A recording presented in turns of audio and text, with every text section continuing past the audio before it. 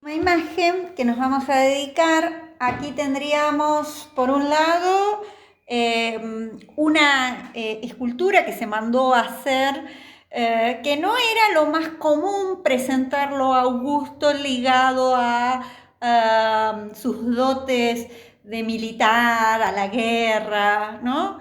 Pero bueno, esta Augusto, estatua de Augusto, que procede de Villa de Livia, situada al lado junto a la Prima Porta, que en realidad es una copia en mármol de una estatua en bronce que probablemente fue creada cerca de cuando logra la victoria sobre los partos, y eso se puede ver en la iconografía. Pero, ¿qué es lo que interesa de esta escultura? Bueno, el origen divino que se destaca, ¿no?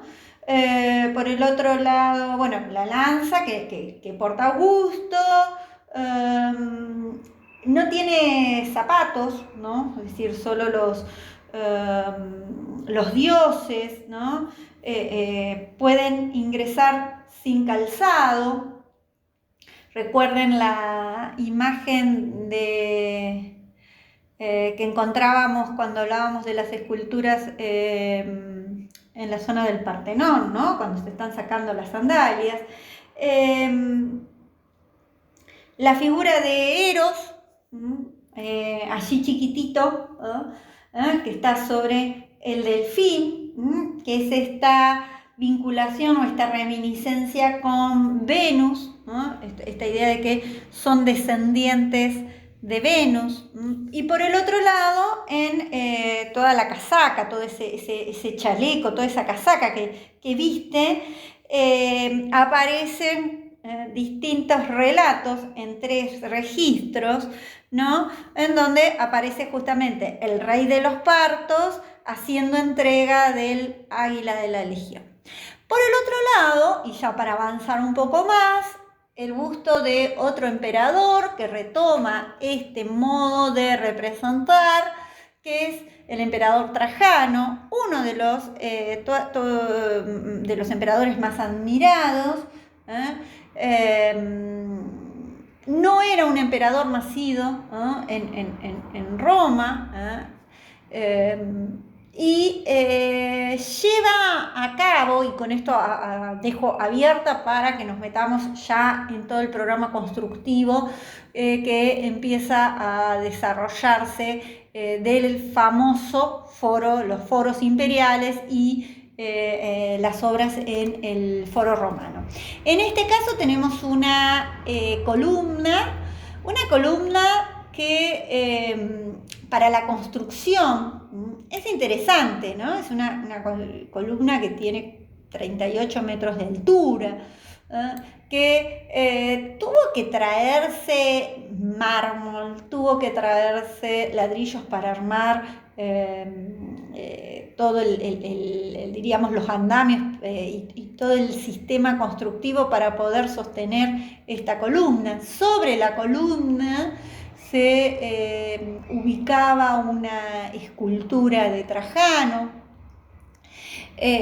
y uno diría, bueno, la columna que no solamente funciona como recordatorio de todas las obras, sino en esta función que veníamos hablando de las imágenes como legitimadoras de la función del gobernante, ¿no? El uso de la imagen para legitimar sus gobiernos, para legitimar sus obras, ¿no? Hay que pensar en toda esta historia que va contando, que no es, a diferencia de lo que veíamos en Atenas, la historia de los dioses. Acá son historias de la misma historia romana. Entonces aparece este género histórico, diríamos, ¿no? De la vida de Trajano, de las distintas obras, de cómo trabajaban de los soldados, ¿no?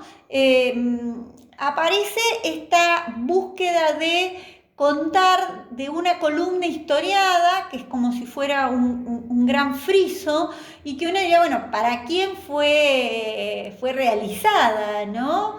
Hay que pensar que ese visitante que examinaba, estaba en el foro que Apolodoro había diseñado, y entonces observaba este Trajano triunfante frente a un contexto, cuando se encarga la columna, en donde, bueno, a Trajano le criticaban, por un lado, que se utilice plata para ir a la guerra, por el otro lado, ¿no? Estas obras, ¿no?